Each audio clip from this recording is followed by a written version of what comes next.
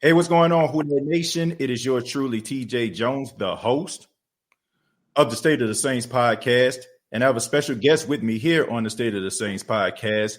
From ESPN, we have anchorman Stan Verrett. Hey, how you doing, Stan? Good, man. Good to be with you, TJ. Yeah, thank you so much for your time. I really do appreciate it. I just want to go ahead and get started. A lot of fans of the Who Dat Nation excited to hear your take about the New Orleans Saints. Great feedback when I said that you were going to be on. The first question is, how does it feel being from New Orleans and born and raised there? And, now you're the anchor man for ESPN. What does that mean to you? Growing up, once I realized I wasn't going to play in the NFL, which was my initial goal when I was very young, I just wanted to find a way to be around sports, to cover sports, because it's what I've always liked most as a pastime. And so I wanted to try to find a way to make it a career. And, my skills were writing and speaking more so than running and catching, which is what I really wanted to do. But I got to St. Augustine High School, and I found out what real talent looks like when I went out for the football team there. And so, it's been a dream come true. I mean, I've never really worked a day in my life. I've always enjoyed my career. Yeah. I mean, it's awesome to watch you, every single night on ESPN, doing great work. And I mean, you're definitely a motivation to a lot of people out there. So we appreciate that. And, just also upon that, just being from New Orleans, being a Saints fan, the Saints are making some moves. Of course, we know about the retirement of Drew Brees. Just want to get your take on that. What does Drew Brees and what has Drew Brees meant to you as a Saints fan? Well, he was a transformative player for the franchise. The two most important things you have to get right in the NFL to be successful are head coach and quarterback.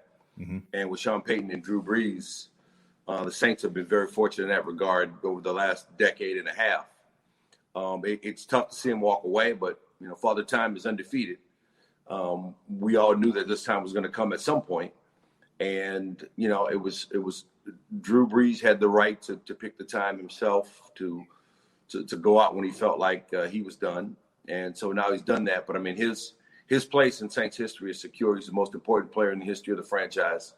He won a Super Bowl. I think with a few things falling different ways, he could have had two, possibly three. That 2011 team was maybe the best team of his tenure there. Mm. But he is leaving with a Lombardi Trophy, which is important for his career. Important to Saints fans to know that they've actually been there. I have the Times-Picayune hanging up on my wall, the sports page and the front page from the day after the Super Bowl.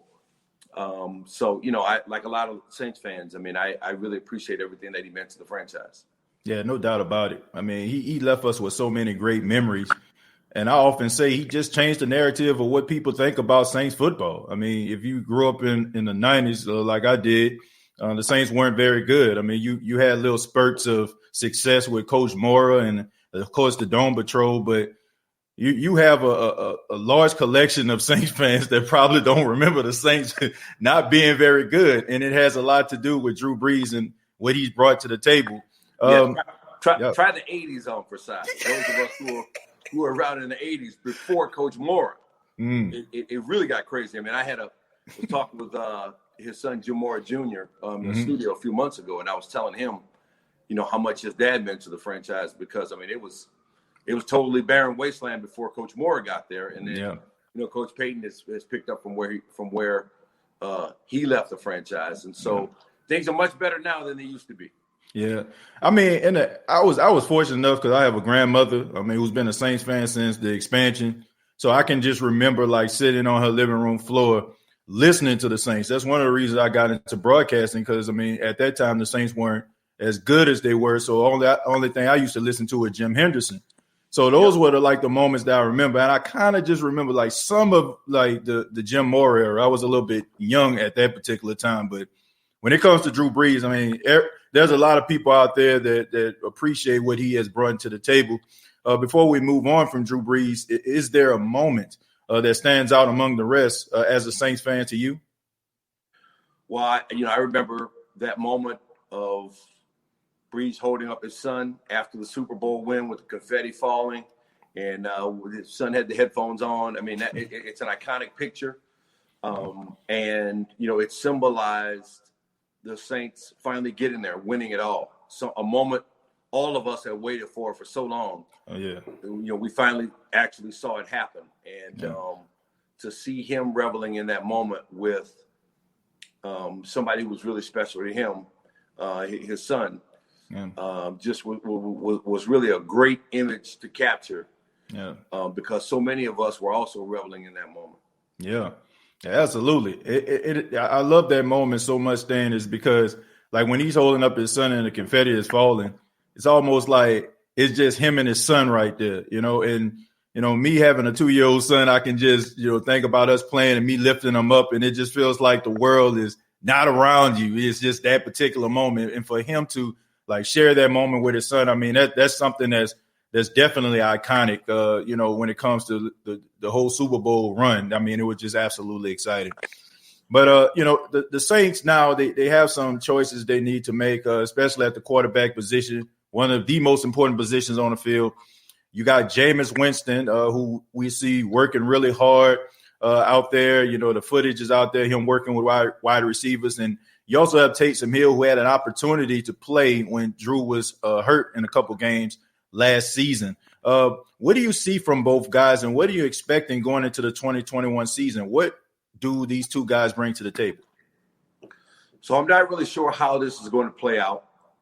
I think when you look at Jameis Winston, you have a guy who was a Heisman Trophy winner, former number 1 draft pick, a guy who obviously has the skill to play quarterback at a high level in the NFL. The obvious concern is the interceptions from his last season in Tampa Bay. But he had a dreadful offensive line there that season. He's running for his life a lot. And I think scheme and coaching and a better offensive line can be a big help in preventing that with the Saints. I think it's a tremendous gift to have a quarterback with his pedigree just sitting right there for you as you transition from Drew Brees. Now, Taysom Hill, I believe, is going to get a shot. He's earned the right to get a shot in training camp and in OTAs this offseason, in the preseason, and we'll see.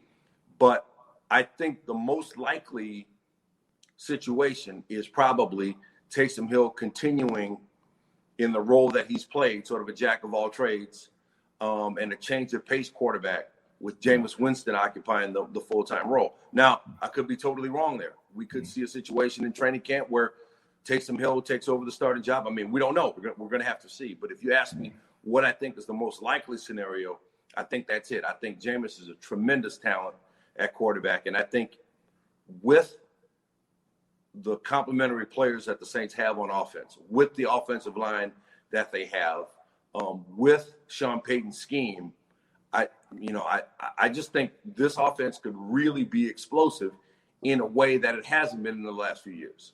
Yeah, Jameis brings a different dynamic and something that we haven't seen in a while, like you just alluded to. And I just think that Jameis wants to resurrect his career. I mean, you look at some of the things that he's doing. I mean, it tells you everything that you need to know about a guy that wants to change what a lot of people think about him. And, I mean, I like the fact that he's embraced it. I mean, you see the video of him talking at a football camp. He's talking about how, people are laughing at him and stuff like that. He's not concerned about that. He's trying to work as hard as he possibly can. And he's really putting forth that effort. And as far as Taysom Hill, I mean, we know what he can bring to the table.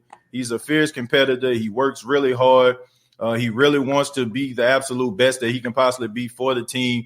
So it should be very interesting in training camp. And you talked a little bit about Sean Payton. We talked about him, but Sean Payton, this is his first time, as the Saints head coach without Drew Brees. What is it about Sean Payton that it just seems like he can just get the best out of any quarterback he comes into contact with? I mean, you think about when Drew Brees a couple of years ago, I think he had an oblique injury, and Luke McCown came in, threw for 300 yards. They almost won that game. Teddy Bridgewater, 5 games in a row, and then you see Taysom Hill winning 3 games and losing 1. So what is it about Sean Payton to you that makes him so special as a head coach? I think he has an innate feel for offensive football in the NFL. I think he understands the skill sets of the players that he puts in position, and he puts them in position to succeed. Doesn't ask them to do things that they're not capable of doing. Understands how the pieces fit together, and how to utilize the entirety of the offense to make the quarterback successful, and how to utilize a quarterback to make the offense successful. All right. I think he's a gifted play caller. He has an understanding for the vulnerabilities of different defensive schemes and how to attack them. I think he's up there among the best offensive minds, not just of this generation, but I think ever in the history of the league. And I think the production bears that out. If you look at the Saints' offensive production since he's been there, there's just not a whole lot of argument about his skill as a play caller and as an offensive tactician. Yeah. One thing I like about Sean Payton is he utilized the strengths of the players that he has. Like you look at some of the great, like down the field receivers like Devin Henderson, Robert Meacham. He always put these guys in positions to win their matchups. Guys like Willie Snead and Lance Moore were more your slot receivers. I mean, he did and has done an outstanding job at getting the best out of players, using their strengths and utilizing it. And I think that's what makes him special. And he's not afraid to say, okay, this isn't working, and look at himself and change some things around. That's one thing I definitely respect from Sean Payton. But at the Saints as a whole, going into the 2021 season, Stan, what are you expecting to see from the New Orleans Saints? Post Drew Brees, are you expecting? The same level of success? Are you looking at something a little bit different? What are you expecting as a Saints fan? Well, people who know me and people who know my outlook on the Saints in general, and just like I'm an optimist by nature. Right. I'm always looking at the bright side, and I look at Alvin Kamara still there. Yeah. Michael Thomas is still there. Mm-hmm. You have some young receivers who are coming along. Adam Troutman shows a lot of promise at tight end. I mean, the offensive line, it has been solid. I mean, the question mark is obviously quarterback, but I really don't see particularly Jameis Winston as that much of a question mark, because you have to start with physical ability. Mm-hmm. Does this player have the physical tools to do what you're asking him to do? And right. I don't think there's any question about that with Jameis Winston.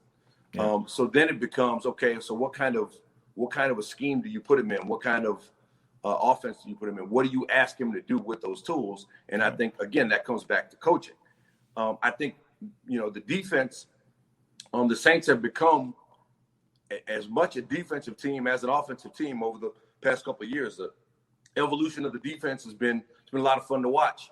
Yeah. Demario Davis, key among the players, I think, who's really solidified that group. I mean, Cam Jordan's been a model of consistency. Yep. And then you have players like Lattimore and the return of Malcolm Jenkins on the back end. So they have difference makers at every level on offense and defense. And, I look at the personnel and, I say I don't see any reason why there should be any drop-off. I mean, Drew Brees is Drew Brees. Don't get me wrong.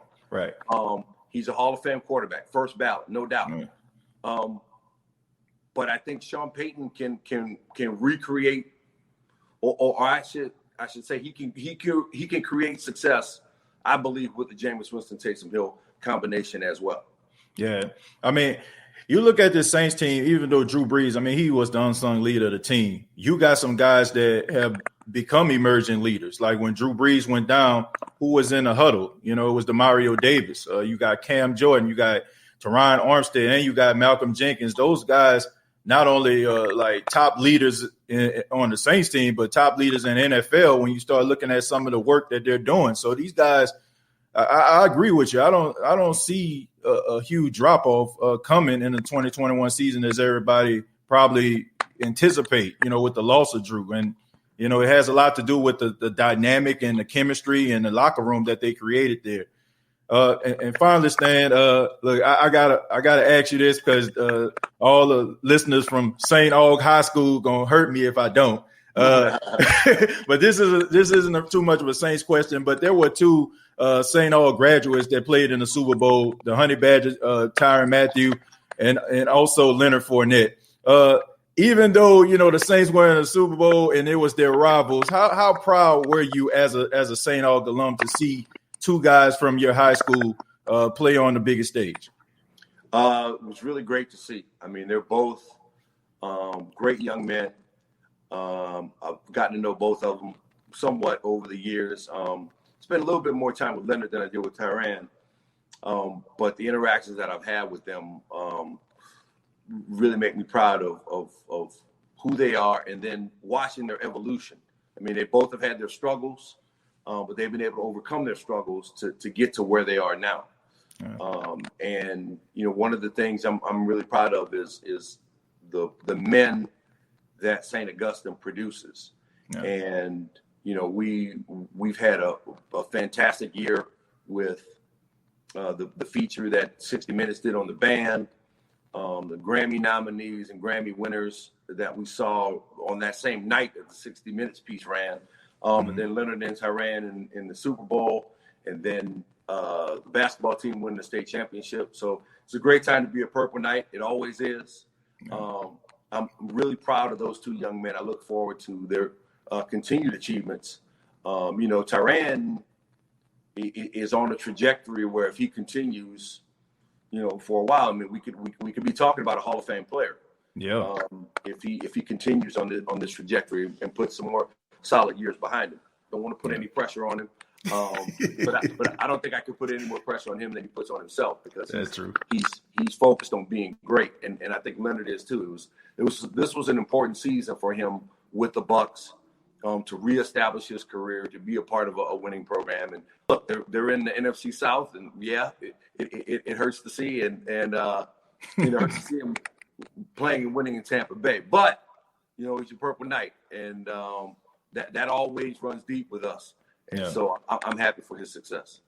Yeah, growing up in that area, I know about St. Aug High School, the Marching 100. A lot of guys who actually graduated from St. Aug actually went to Jackson State with me, was a part of the band, and I have some real good friendships with them. So looking at guys like Tyrann Mathieu, Leonard Fournette performing at a high level, I know it has to make you proud as an alumni.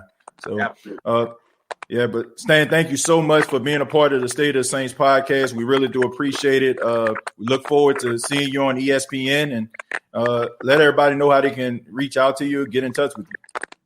At Stan Verrett on Twitter. That's mostly what I use. Have a lot of great interactions with Who Dat Nation on Twitter, and looking forward to another season. I usually get on during games and after games and just kind of chop it up with the fans, and we have a good time. So Who Dat Nation, I'm there at Stan Verrett on Twitter, and I'm looking forward to the season. Thank you for having me, TJ. It's been a pleasure. Yeah, thank you so much for your time. I really do appreciate it. You take care. All right, Who Dat?